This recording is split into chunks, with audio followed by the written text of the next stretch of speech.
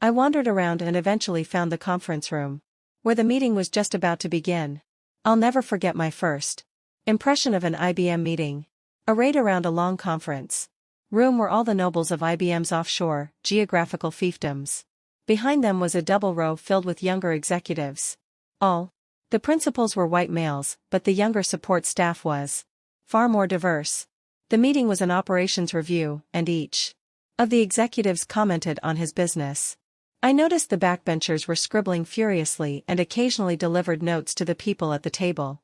It looked like a United States congressional hearing. During a coffee break, I asked Ned Lautenbach, "Who are all these people who are clearly watching but not participating?" He said, "Those are the executives AACE." And so it was at my first meeting on my first day at IBM that I encountered its solidly entrenched and highly revered administrative assistant program. Hundreds, if not thousands, of IBM middle and senior-level executives had assistants assigned to them, drawn from the ranks of the best and brightest of the up-and-coming managers. The tasks were varied, but from what I could understand, AACE had primarily administrative duties and even, at times, secretarial chores. For the most part, AACE organized things, took notes, watched, and, hopefully, learned. What they didn't do was interact with customers, learn the guts of the business, or develop leadership competencies. However, several such assignments in a career were de rigueur if one wanted to ascend to IBM senior management. I broke away from the meeting late that morning and went to Armonk headquarters to have lunch with Jack Cooler. Jack was president of the company, a member of the board, and John Akers's chief technologist. Cooler controlled all key technology decisions made in the company. Over lunch he was congenial and easygoing, and offered his support. Consistent with my Akers discussion, it was clear that IBM had an obsessive focus on recapturing the ground lost to Microsoft and Intel in the PC world. Jack was almost evangelistic in describing the combined technical strategy behind PowerPC and OS/2, two IBM products that were developed to regain what had been lost to Intel in microprocessors and Microsoft in PC software. The technology plan was sweeping and comprehensive. It sounded exciting, but I had no idea whether it had any chance of succeeding. After lunch I raced back to the World Trade Executive session to hear more about the outlook for our business around the world. In general, it was not good. I then traveled to yet another IBM building to meet with a group of young executives who were in a training class. I returned once again to Armonk to tape a video message for employees, then ended the day with the head of IBM's Human Resources Department, the legendary Walt Burdick. Burdick had announced his decision to retire before the completion of the CEO search, but I wanted him to stay for at least a short transitional period. IBM's HR department had been well recognized for years for its leadership in many areas, including diversity, recruiting, training, and executive development. Walt Burdick had been in charge of that department for 13 years, and he was arguably the dean of HR professionals in America. What perhaps is not as well known is that Burdick was a powerful force behind the throne, one of IBM's highest-paid executives for many years and a major player in creating and enforcing the dominant elements of IBM's culture. His primary interests were structure and process. In fact, after his departure, someone gave me one of the most remarkable documents I have ever seen. Roughly 60 pages long, it is entitled On Being the Administrative Assistant to W.E. Burdick, Vice President, Personnel, Plans, and Programs. It was written on March 17, 1975, and illustrated some of the suffocating extremes one could find all too easily in the IBM culture. The instructions for an AA in Burdick's office included white shirt and suit jacket at all times. Keep a supply of dimes with you. They are helpful when Web. Burdick has to make a call when away from the building. Surprise birthday parties for Web staff should be scheduled under the heading Miscellaneous for 15 minutes. Birthday cakes, forks, napkins, and cake knife are handled by Web secretary. AA takes seat closest to the door to answer phones. Web has 3 clocks, one on desk, one on table, one on windowsill. Outside your office, all 3 should be reset daily. Call 9-637-8537 for the correct time. Web enjoys carefree spearmint sugarless gum. When empty box appears in out basket, reserve box should be put in his desk and new reserve box purchased. Burdick and I spent nearly all of our time that day discussing two critical searches that were underway before I had joined IBM, the search for Burdick's replacement, and the search for a chief financial officer, CFO. The prior CFO, Frank Metz, had retired under pressure in January following the same board meeting that had created the CEO search committee. Nothing was more important to me on that first day than filling these jobs. Parachuting into a $65 billion company that was hemorrhaging cash and trying to turn it around is a daunting enough task.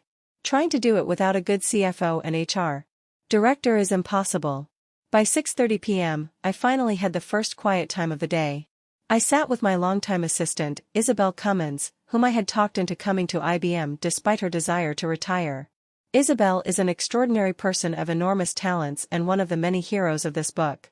Had she grown up in a later era, she would have been a senior female executive in corporate America, and one of the best. However, that was not the case, and instead she had been my teammate for 15 years before I came to IBM. I talked her out of retiring because I knew it would have been impossible for me to make it through the early IBM crises, the toughest ones, if she had not been there. At the end of that first day, we shared our experiences and both of us felt totally overwhelmed. Isabel, who had always worked with me one and own, discovered that 9 people, including several AAs and one person responsible for creating and maintaining organization charts, reported to her. Early priorities. The next 2 weeks were filled with meetings with my direct reports, interviews with candidates for the CFO and HR jobs, and visits to key IBM sites. One of the most important meetings occurred on my second day. I had asked my brother Dick to come by and talk to me about the company. Dick had been a fast-rising star at IBM for many years, having joined the company right out of college. He had served in Europe and, at one point, had headed up the powerful Asia-Pacific region. My guess is that he had been on track to become one of the top executives, a member of the elite and revered management committee, but he was tragically cut down by undetected Lyme disease at the height of his career. He had gone on medical leave about 6 months before John Akers had left, but several executives had asked him to come back and do some consulting for the company. His most important task was working with Nick Donofrio, then head of the large-scale systems division, to figure out what to do with the mainframe. Dick, or Rich, as the family has always called him, and I were close as children, he being the oldest and I always the follower in his footsteps, not uncommon, I guess, for 2 relatively successful siblings. We went our separate ways in adult life, but we always enjoyed each other's company at family gatherings. I never felt any sense of rivalry as each of us climbed the corporate ladder. Nevertheless, it had to be a poignant moment as he came into the CEO's office at IBM and saw me sitting where, quite realistically, he might have sat had health problems not derailed his career. He came extremely well prepared. In fact, his was the most insightful review anyone had given me during those early days. In particular, he argued against the premise that the mainframe was dead and against a seemingly hysterical preoccupation in the company to allocate all its resources to winning the PC war. I quote directly from the papers he gave me, "We have allowed the info industry to endorse the paradigm that the mainframe is expensive, complex, not responsive, and workstation solutions are cheap, simple to operate, and responsive to business needs. While there is no truth to this paradigm, we have allowed competitors, opinion leaders, and our customers to exaggerate the differences. The result is a dramatic falloff in S/390 mainframe sales, increased credibility for Amdahl and Hitachi alternatives, loss of credibility for CIOs, chief information officers at major corporations, and loss of confidence that IBM had the customer's best interests in mind in its sales organization. We should cut the price of hardware ASAP, simplify software pricing, focus development on simplification, implement a hard-hitting communication program to reposition the mainframe and workstations, and underscore that the mainframe is an important part of the CIO's information portfolio. As I think back on the 3 or 4 things that really made a difference in the turnaround of IBM, one of them was repositioning the mainframe. And nobody pointed it out sooner or more clearly than my brother Dick. He also gave me a few tips that he labeled brotherly advice: get an office and home PC. Use Profs, the internal messaging system, your predecessor didn't and it showed.